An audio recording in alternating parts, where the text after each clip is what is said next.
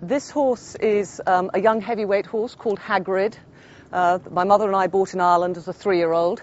Unfortunately, he's done a little growing. As you can see, I'm 5'10", and he's over 17 too. We won't say any more than that.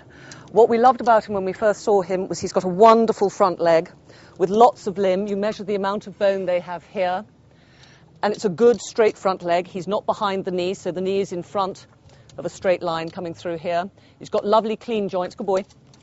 Short pasterns that aren't too upright, they're on about a 45-degree angle. And for his size, he's got very good feet, which is very important in a horse, especially if it's got to do some work. No foot, no horse.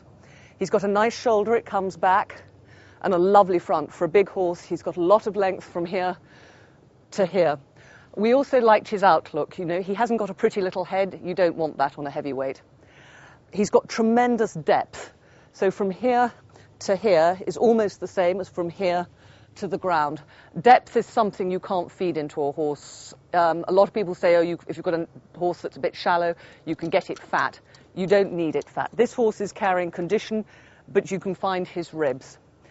The hind leg on this horse is immature. This is where, to me, he looks like a very young horse. He's got a lot of building up to do over the top and over the loins. But all in all, he's a nice big horse. We've done very little with him because he's still growing.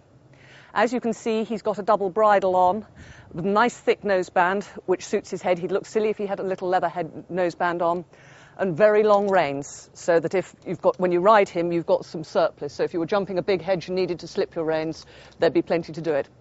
You can also see that I've got the straight cut saddle on him. I don't think this is quite big enough for him. I think it's a little bit short, so it doesn't dress him perhaps as well as it could do.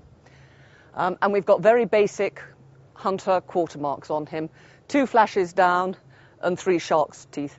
I don't like to see show hunters especially overdressed and overproduced. They're hunters, they're working horses. Okay, this is the second horse. This is also a 5-year-old.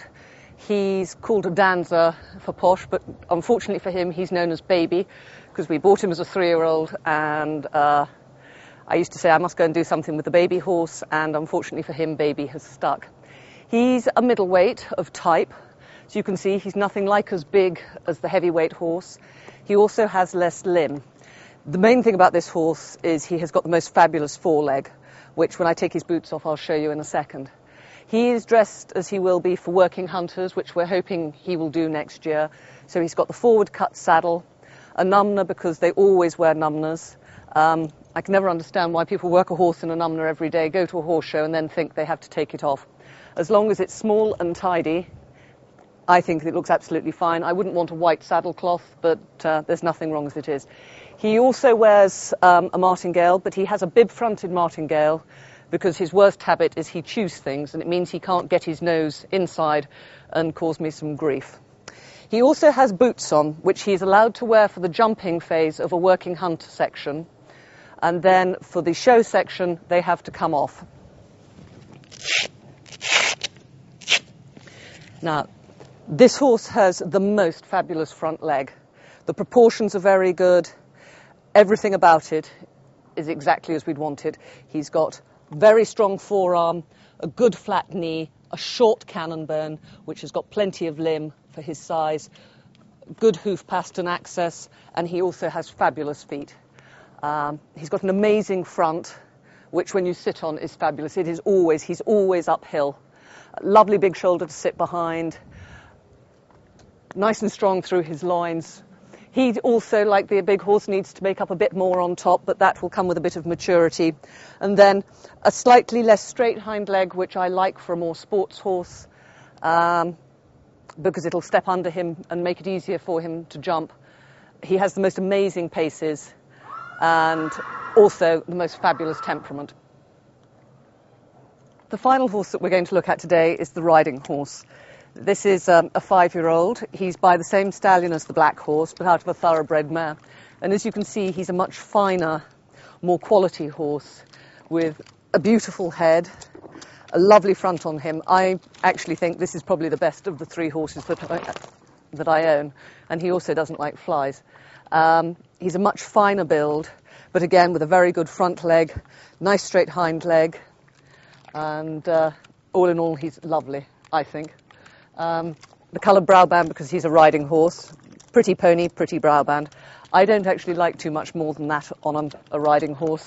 I know some people go to greater lengths to have bells and whistles and all sorts of Diamantean things, but at the end of the day, you're trying to enhance the horse, not catch the judge's eyes so that the judge is more spellbound by your Brabant than he is by the horse, unless it's not a very good one. The only criticism I really would have of this horse is his figure. He lives on fresh air. We spend a lot of time keeping him on a virtual starvation diet because he does extremely well on very little, and which is a shame because he's a man who loves his food. But for me, he's much too fat. He looks as if he's due to be having twins sometime in the fall. So ideally, I'd take a lot of that belly off and he'd look a lot more classy. But when he's back in work, we'll be able to do that. He's had to have a couple of weeks off, having removed a shoe with most of his foot. But he'll tighten up fairly quickly with a couple of trips and some hard work. As you can see, standing this horse front on, he's got plenty of depth between his front legs, which will nearly always give you a decent rib cage to sit on. He's also got no splints, which would be here or here. He's got clean front limbs. And when I put my judging hat on, I'm not particularly worried about splints as long as they're not too high under the knee here in a hunter, but on a riding horse and a hack, they have to go against them. Of course, I prefer to have a horse with clean front legs, but at the end of the day, I'd rather have a horse with a very good front leg with a splint on it than a horse that's maybe back of its knee or long in the pastern without. This has given you a bit of an insight into the world of showing and the type of horses that judges are looking for. Whilst there are an awful lot more coloured horses and cobs and ponies, this will hopefully have just given you a slight idea of where the work is done and what we're looking for. I think that the showing is often seen as the easy option. It's not. There's a huge amount of work that goes on behind the scenes to produce the immaculate picture in the ring. If you have a desire to get into showing, professionals will always offer you advice. Don't ask them just as they're about to go into the ring or maybe as they're coming out and talking to their owners. But if you find a suitable moment, professionals are always very happy to share knowledge and help. That's how we've all learnt our trade.